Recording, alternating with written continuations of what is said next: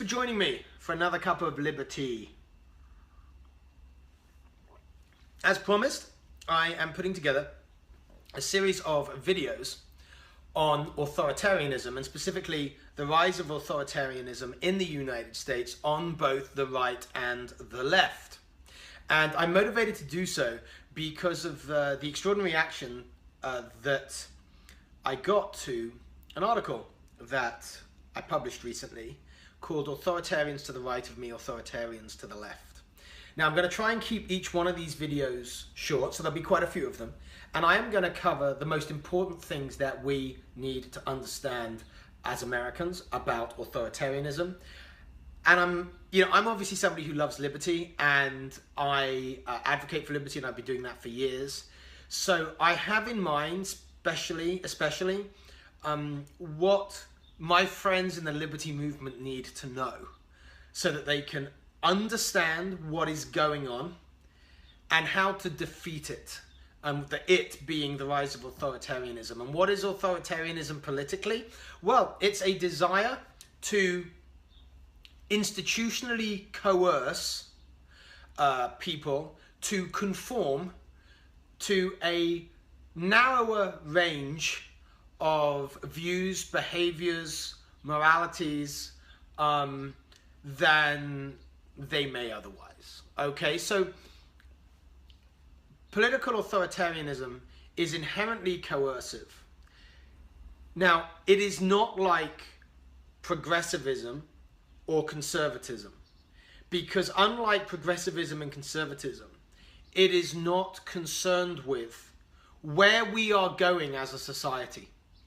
Right. Now, obviously, authoritarians are concerned with where we're going as a society, but authoritarianism per se is not. Okay? So you can be authoritarian about your politics and be left-wing, or be right-wing, or any other wing. Okay? Just like libertarians, okay, but kind of the opposite.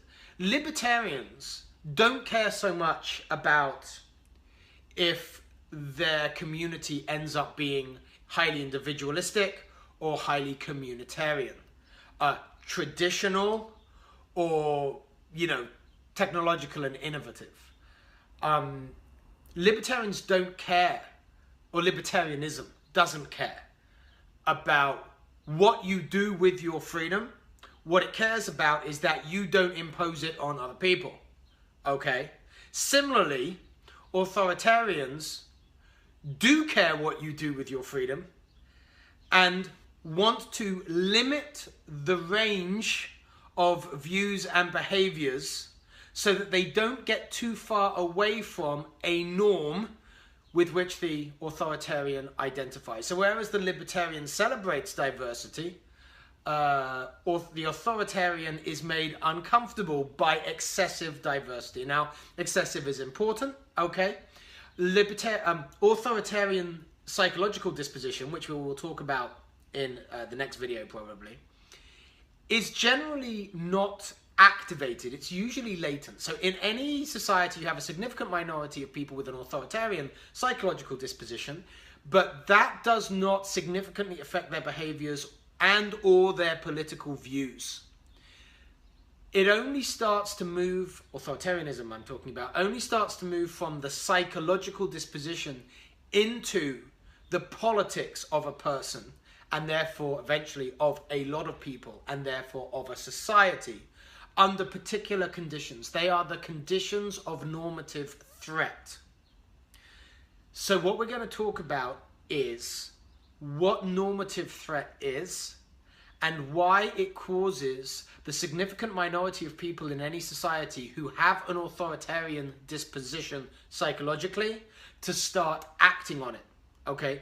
To start voting for people of a certain authoritarian stripe, for starting to demand more institutionally coercive measures from their politicians with a view to limiting the range of behaviors and opinions that are operative in their society. Okay?